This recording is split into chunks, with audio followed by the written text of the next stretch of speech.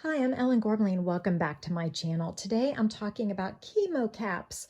So unfortunately, they are necessary in the world. And so I have a lovely friend who is needing a chemo cap. So I made her this one out of blue sky alpacas, blue sky fibers, organic worsted cotton. It's 100% organically grown cotton, and it's kind of a bigger yarn. It's maybe a really thick 4 or a 5, and I made her this very basic hat.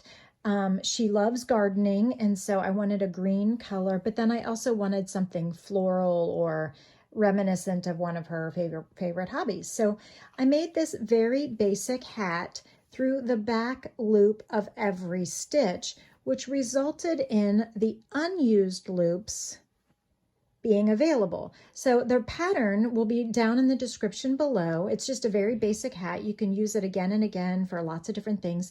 But this hat is just a nice in the round, easy single crochet hat, but it's through the back loop only.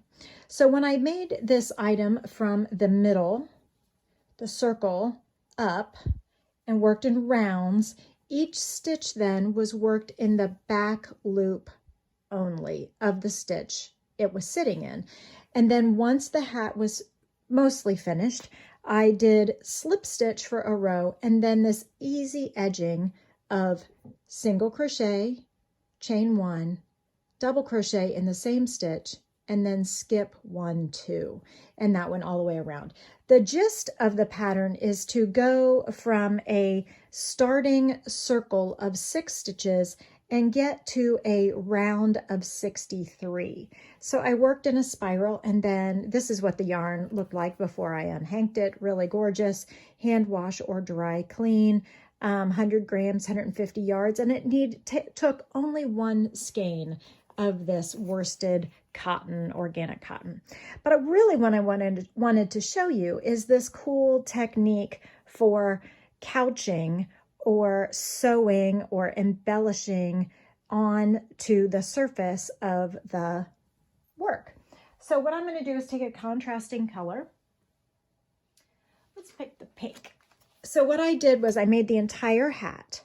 Then I made a long chain. This was chain of 100. Then I laid out the chain on the hat until I had a design that I liked.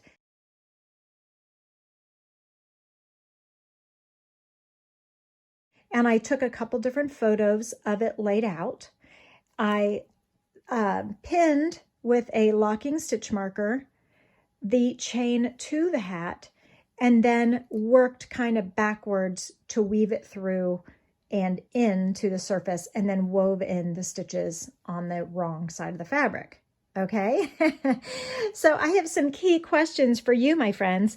One, what's your favorite fiber for making a chemo cap? Because crochet is a relaxing and valuable use of our time, especially when we're making gifts for other people. But I want an item that's very functional and works well for my friends. So this is organic cotton. It's extremely soft, but not all cottons are soft enough to put next to your skin. What's your favorite yarn to use for chemo caps? Let me know in the description below. And while you're there, go ahead and hit the like and subscribe button for me while we're doing this. So I made a chain and then later added it on. So this hat was made with a J size hook, but I'm going to use a little bit thinner yarn and an H size hook just to get us started. And I think if I had this to do over again, which of course I do because yarn is completely do-overable, I would do this. I would use a smaller hook than the hat. So I used a J size hook for the hat. But for the embellishment, I think I would probably do this, which is go down to an H or an I to make a smaller diameter chain. Once you have a bunch of chains, I'm going to stop here. I did not count. It doesn't really matter. You really need to get creative. So I want you to just set aside all expectations for yourself. Set aside your need for perfection. Set aside your need for precision, and instead just be creative. So on the wrong side or the back side of the hat, I'm going to just show you here as a flat new surface. So I have a bunch of chains. I cut the tail. It's just a chain, no big deal. Nothing you've never seen before, nothing you haven't seen before, I should say. And all I did was make a long, more solid strand. Rather than just a single strand, it's a chain. And so then we can play with it on the surface to find shapes.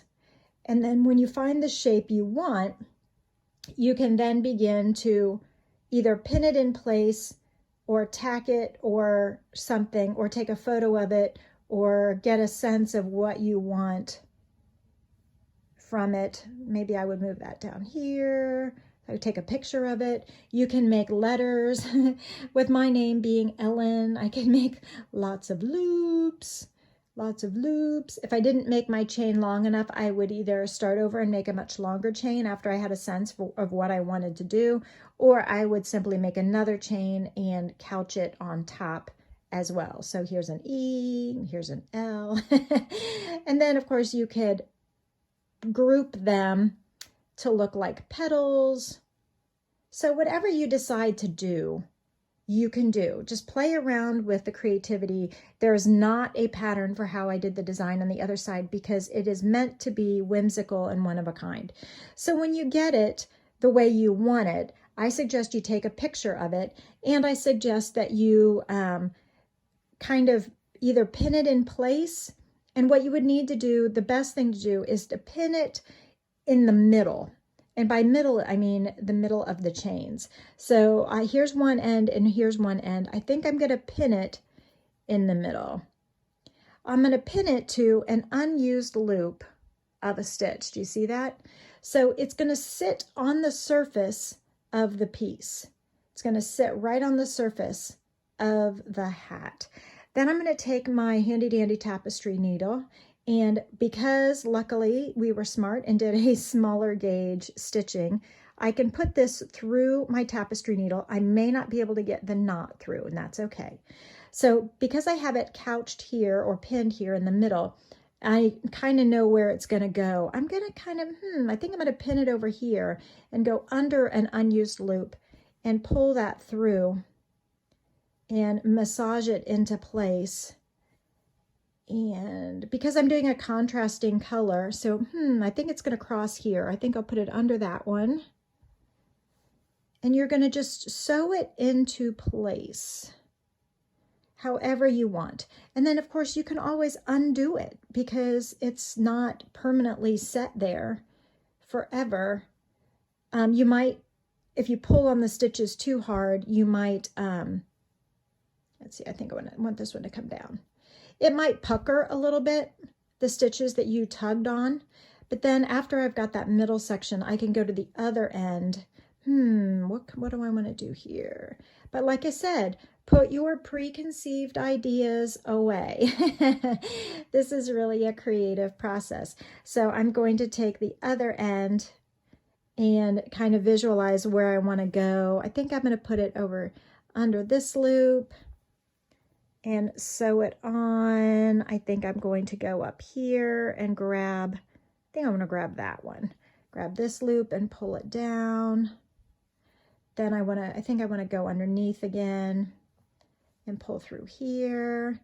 And as much as you pull tight or leave loose is up to you, but you can make the little design how you want it. Now, if you want to finish, then you'll tuck the end in where you want it to disappear, and then do that with the other end. You can also do French knots and stuff with this, so that's cool. So get this kind of spaced out the way you want.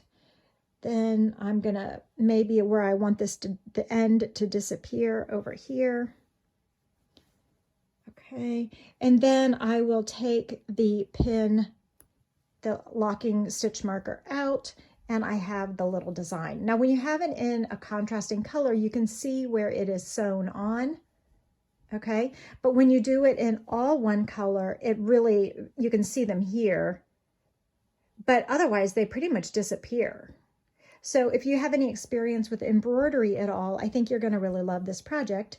And before we go, I wanted to tell you that I have a new little project on the temperature scarf, the full project, a full free pattern for you, the temperature scarf up here you should check on. And let me know down below if you are planning to make any chemo caps or caps for people you love this winter, and what's your favorite yarn for the softest hat of all. So let me know in the description box below, and I'll see you on the next video.